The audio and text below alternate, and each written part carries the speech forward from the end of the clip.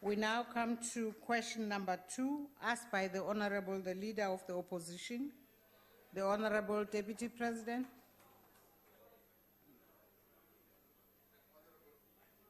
Honorable Speaker, the deployment of the SANDF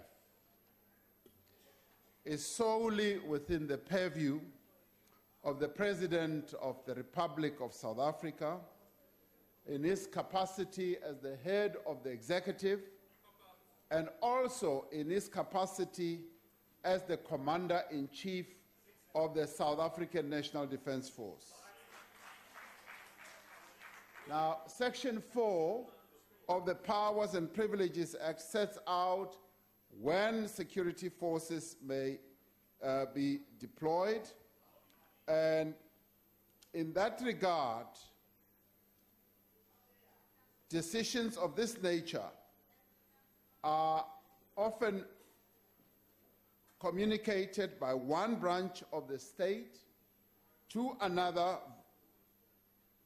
and in doing so, they are not communicated through the leader of government business, nor is there any requirement in law or in the rules of Parliament that they should be so communicated.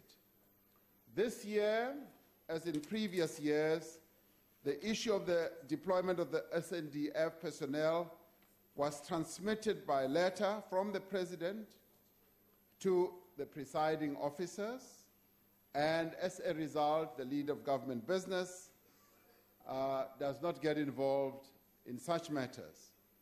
The letters historically include the reason for their deployment, the numbers of officers that are deployed, and the period for which they are deployed. And these letters, Madam Speaker, are a matter of public record. They are out there in the public. Thank you very much. The Honorable Mishwe. Oh, I'm sorry. You know, we don't normally write the first person, so I missed out on the Leader of the Opposition, Honorable Maimane.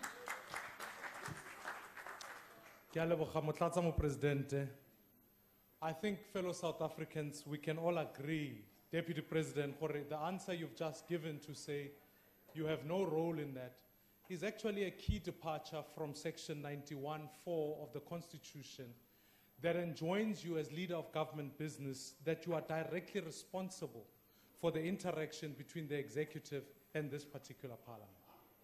I think furthermore, there's a critical issue of the fact that we've seen the chaos that has been ensuing in the State of the Nation addresses that have taken place. We now have a president who has violated the Constitution. We have a speaker who has violated the Constitution. So, Deputy President, what I would like to know, Speaker, sorry, I can't speak. Order, honorable members. Order, honorable members. Please allow the honorable Leader of the Opposition to finish. Honorable members, may I appeal that you allow the honorable Leader of the Opposition to finish?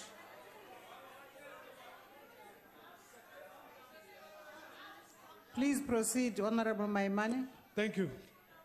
So, Deputy President, every year we're seeing the increase of the use of police, the security agency, and now the army coming to SONA to intimidate members of parliament, members of the media, and ordinary South Africans.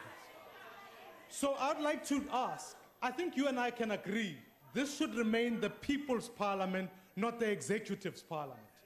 And in the light of that, Deputy President, in your role as leader of government business, as I've outlined, what steps will you take to ensure that A, the executive never again abuses state security apparatus to intimidate members of parliament and the media, and that parliament in fact returns to its place as a separate and an independent arm of government?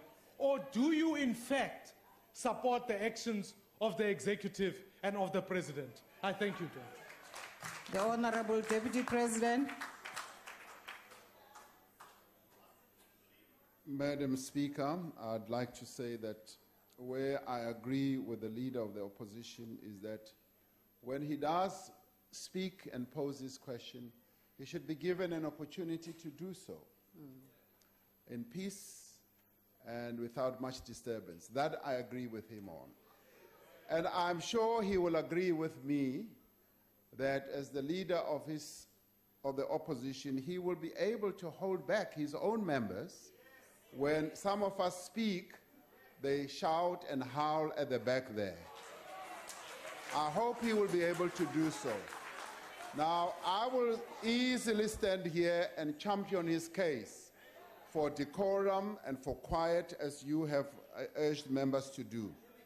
Coming back to the question that you've raised, Honorable Maimane, as I recall, the issues that you are raising now are the central subject of a case that has been launched against 6 respondents by the Democratic Alliance, case number 2526/17.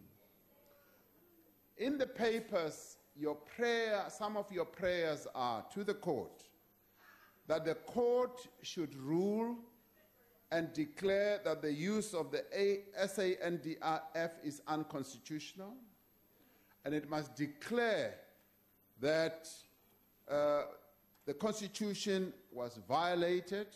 It must also declare that the Powers and Privileges Immunities Act was also violated. And it must also declare that the various parties that are cited, being the President, the Speaker, the Chair of the National Council of Provinces, the Minister of Police, the Minister of Defense, all did all these deeds, and these are members of the executive. Now, please allow me not to enter this space which you have now taken to an independent tribunal in our country. Let this tribunal address these issues, because once that tribunal has ruled on these matters, I will then be able to answer the question that you have raised, because the tribunal that you have gone to will be able to give us definitive answers. So I want to leave it there, and I think you've gone to the best tribunal, to the High Court, to give you a ruling on this. And I think let us allow that to happen, and I'm sure the High Court will be ruling on this fairly soon, and I'm sure you will be excited if you win this case. So that's where I want to leave it. Thank you very much.